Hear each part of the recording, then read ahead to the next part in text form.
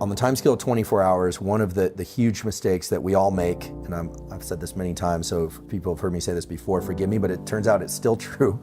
Getting too much bright light exposure from the hours of 10 p.m. until 4 a.m., unless you have to work shift work, which is a unique case. That bright light exposure between 10 p.m. and 4 a.m., even if you adjust the colors of the lights, you still need to get everything really, really dim because it actually blocks the release of dopamine through a pathway that involves a structure called the habenula. The habenula was a kind of cryptic structure in the brain for a long time, but now we know there's a punishment signal in the brain.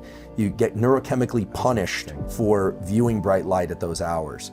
Remember that movie from the 80s? It was called like The Toy or something with Richard Pryor in that movie, and the kid has everything, and he's the epitome of the spoiled brat. All the toys, all the cars, all the things. Now we see this with people who actually go from rags to riches and then bathe in all the luxuries they didn't have as a child. These are often the athletes that don't go on to perform well again. These are people that crash because of other dopamine-seeking behaviors. You know, I'm not going to call out names, but there are far too many examples of these. And I don't call out names mostly because we are all capable of this. We all would like to think that, oh, if I had all that money or if I had all that success, I would really be a good human being and I wouldn't do those things.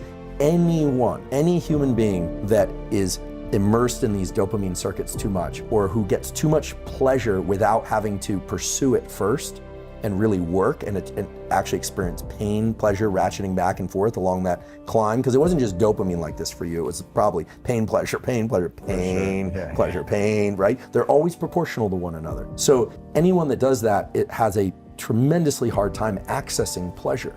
They can't do that. And we often think about the extremes of addiction, and those are really severe. But we also have to think about the more subtle forms of something we really love, but indulging in it just a little too often so that it no longer has that edge. You know, there have been really good studies of people who jump out of airplanes with parachutes.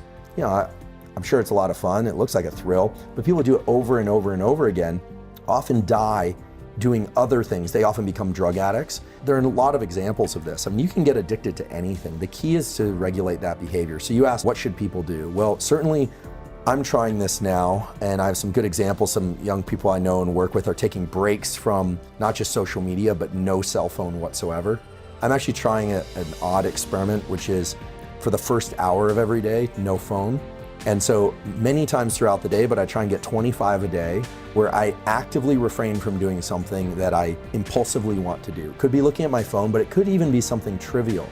Like I want to walk to the kitchen and get a glass of water. So I'm actively engaging in denial, in action-based denial. So restricting my behavior in some way as a way of keeping these dopamine circuits tuned up. Also not looking at my phone first thing in the morning for an hour, because knowing what we now know about the second phase of sleep and REM sleep being more predominant, the second wave of sleep, and the fact that you're working through a lot of emotional and logistical contingencies, you're reshaping your brain in sleep. That's when neuroplasticity occurs, during sleep. It's triggered in wakefulness, but it actually takes place in sleep, especially that second half of sleep. When you wake up in the morning, you are in a perfect position to what I call receive the download of all the work that your neural circuitry has been doing the night before. But if you immediately go to a sensory experience, especially a rich sensory experience of stuff scrolling by, you're actually missing the information that you processed at night. And even more importantly, that second half of the night during REM sleep is when the emotional weight of things becomes, let's say, you put it on the shelf properly. Things that are important to emotionally register get put in one shelf. Things that were, like the comment you got on Twitter that was triggering, doesn't seem like such a big deal after a good night's sleep. And that's because that second half of sleep is actually when you re-experience these things, but your body can't secrete adrenaline. It's kind of an internal form of therapy or even trauma therapy. And that's why people who don't get that sleep are very, they're easily agitated. They feel like the world is crushing down on them. So when I wake up in the morning, I want to receive ideas that I want to learn from my learning. And if you take in new information, you are not in a position to do that. Waking up in the middle of the night from time to time to use the bathroom is actually quite normal. And some people are really obsessed by the fact, oh no, I woke up, and then they get triggered. But I learned this last year that the peak in our alertness is actually about 90 minutes before our natural bedtime.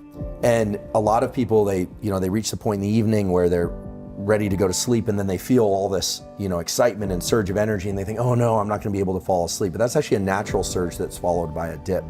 A lot of people also have the trouble of waking up in the middle of the night and wondering why they can't fall back asleep.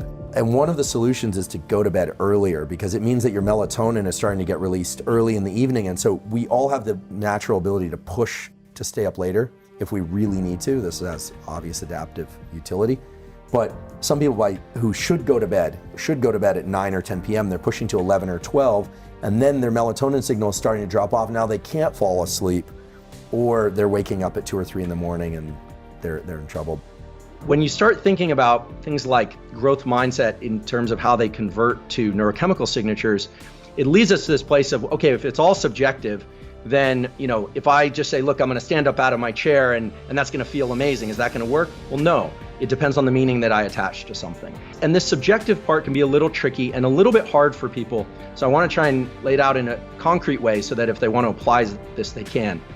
Incidentally, or not so incidentally, I should say, when you look at communities of very high performers, and I'm fortunate enough to do some consulting with some people from special forces communities and so forth, they're very good, as are you, at attaching reward to specific behaviors in subjective ways.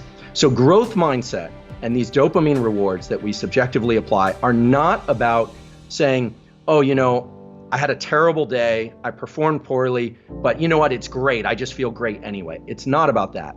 It's not about attaching your sense of reward to the ultimate goal. It's about attaching your sense of reward to the fact that you're making action steps that are generally in the right direction. The more you can reward the effort process, the better off you are at building these kinds of neural circuits and these kind of tendencies to be able to lean into anything challenging over essentially any duration. So how does this work? Like, how would somebody do this, right? Well, keeping in mind that adrenaline and epinephrine are all great for getting us into action. This is Mother Nature's way of chemically making us feel kind of agitated. Remember, stress was designed to agitate us, to move us away from things and toward things. But realizing that that's a limited resource, that eventually that same chemical is what makes you have a negative mindset. It feels painful, it's the burn in your body, it's uncomfortable. And realizing that dopamine can push back on that neurochemically. It can suppress those sensations of wanting to quit. You say, well, then how do I get this dopamine to work for me before I hit a goal? Because not every day is going to be a real win. There's some days, I know from my science career, there were days that were really hard, experiments didn't work, papers got rejected, and yet, I've spent 2 decades or more just drilling on. And it's been a sheer pleasure at times. But there's been, some pain points along the way. So what is this process really about, and how would somebody implement these dopamine and epinephrine type neurochemical events in their own life? Well, we all know the example of wanting to run a marathon. I've never run a marathon, but a nice goal to have. Let's say tomorrow morning I set my shoes near the door. Now, a lot of people have talked about this. Day 1, you set your shoes near the door. Day 2, you go out the door. Day 3, you run around the block. Day 4. But the key thing is not just to go through the actions, but when you hit each one of those self-designated milestones, the milestones that you're setting out for yourself, you have to pause for a moment and tell yourself, I'm heading in the right direction. I haven't run the marathon yet, but this is the foundation upon which I'm going to lay another foundation, upon which I'm going to lay another foundation. And those little pulses of dopamine allow you to get that action step without the depletion that it would normally bring. Otherwise, it's like you're spending money. This is like replenishing this bank account that you have, and it's a neural bank account. And so dopamine is the thing that you can control the dosing of. And so if you say, today it's my shoes at the door, but tomorrow it's around the block, and that's it. But that's in the direction I want to go. What you do is you now get those 2 events, plus the next day, the mile-long runner, and so forth, without it depleting you. It actually builds this capacity to build more reward.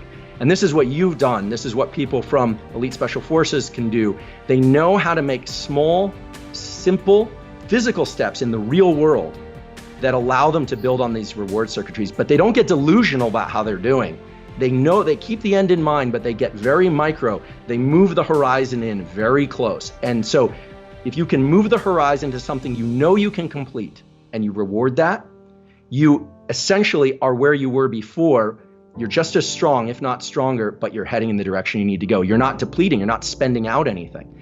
And it feels a little weird because none of us like to reward things that aren't external, but the ability to control these internal reward schedules is everything. I think one of the most important findings in the last few years in neuroscience is that the molecule dopamine is associated with reward. It's more about motivation and craving. There's a really classic experiment now that people use to demonstrate this. You take two rats, and the rats independently, separate cages, can lever press for food, or they can access food. There's a little bit of dopamine that's released anytime they get some food. So we always thought that food, sex, warmth when you're cold, cool when you're too warm is triggering the release of dopamine. But someone had the good idea to deplete dopamine in one of those animals. And then what you find is that the animal without dopamine still enjoys food, still enjoys other pleasures. So dopamine's not really involved in the enjoyment of those pleasures, it's involved in motivation, because if you make the animal have to move just one rat's length, believe it or not, to get to that lever, the animal with dopamine will work to go get that thing. It will work through some effort to go get the reward. Whereas the animal, or it turns out the human without much dopamine, can still experience pleasure. They can sit on their couch and cram their face with pleasure-inducing calories or what have you, watch pleasure-inducing things on the television, but they have very little motivation to go pursue things that will deliver them pleasure. So when I say dopamine is the universal currency of everything, what I mean is it's driving the motivation to develop new currencies. When somebody can sit back and say, I'll just throw this number out, let's say somebody has 100,000 Bitcoins. The way they can register whether or not they are in a position of wealth or not has everything to do with the number they see on the screen or in their Bitcoin wallet. But that number is converted into a chemical signal that has everything to do with how much you had previously. So we could talk about the so-called reward prediction error. How good you feel with an experience has everything to do with how much you had previously. And dopamine itself is what's driving the human species to create these new technologies. And so while we think of currencies as the goal, it's actually what's really driven the forward evolution of our species has been the desire to go seek things beyond the confines of our skin. And when I say the common currency is dopamine, what I mean is the molecule dopamine, when secreted in the brain, makes us pursue things, build things, create things, makes us want new things that we don't currently already have. And so it has a lot of dimensions to it, but rather than think about dopamine as a signal for reward, like a dopamine hit, we classically talk about it, it's more accurate really to think about dopamine as driving motivation and craving to go seek rewards. That's the rat experiment. And it's a way of tabulating where we are in our life. Are we doing well or are we doing poorly? And that happens on very short time scales. Like, do you wake up feeling good?